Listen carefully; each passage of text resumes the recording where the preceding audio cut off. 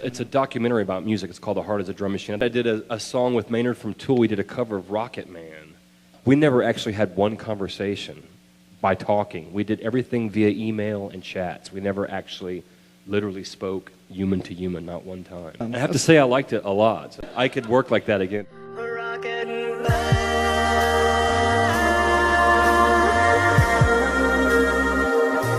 Rocket Man.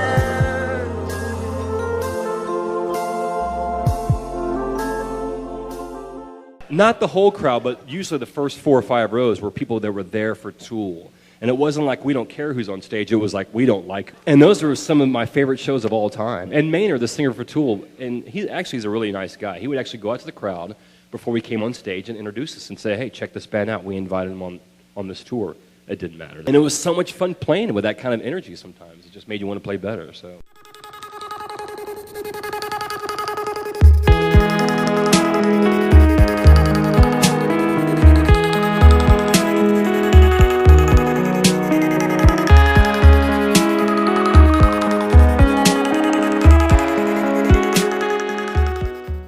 I hope to do more like score work and stuff like that. That's just something I really love to do, and it's just cool to have those experiences and then sort of bring that back into what the Lips are doing, you know.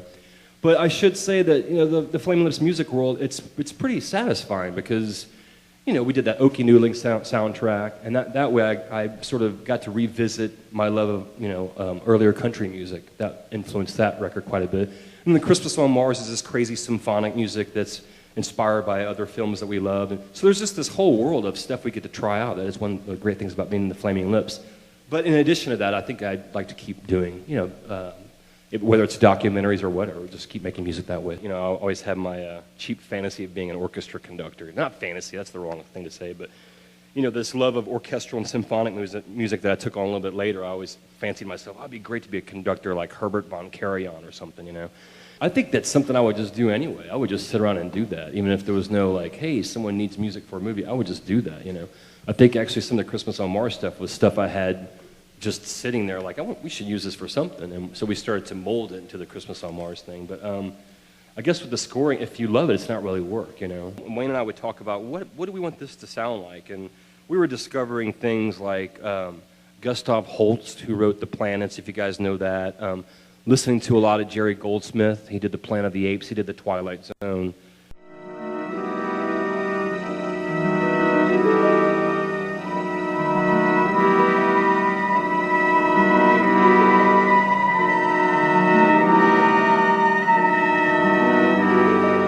Yeah?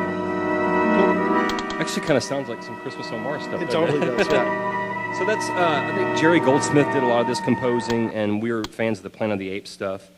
And so I think we'd have these discussions of like, what are we trying to do here? What kind of mood are we trying to set? And we'd listen to these things as examples.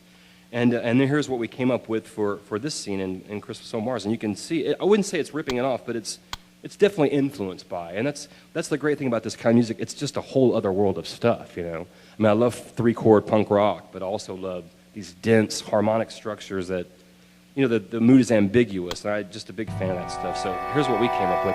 This is a piece for Christmas on Mars.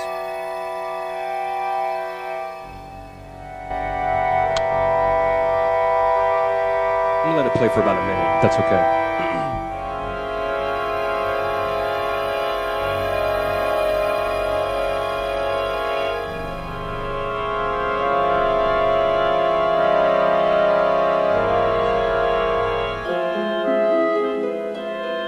Definitely sort of spooky mood music there, Something bad's about to happen.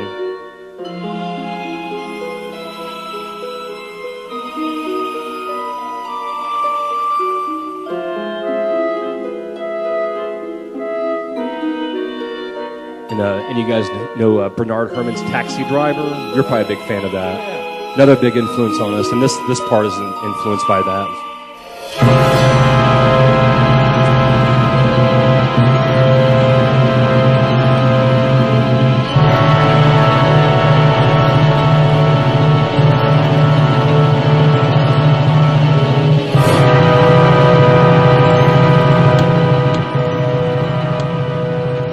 Very good. Just give you a little example there. I have to say that's one of my favorite pieces of music that we've done. So.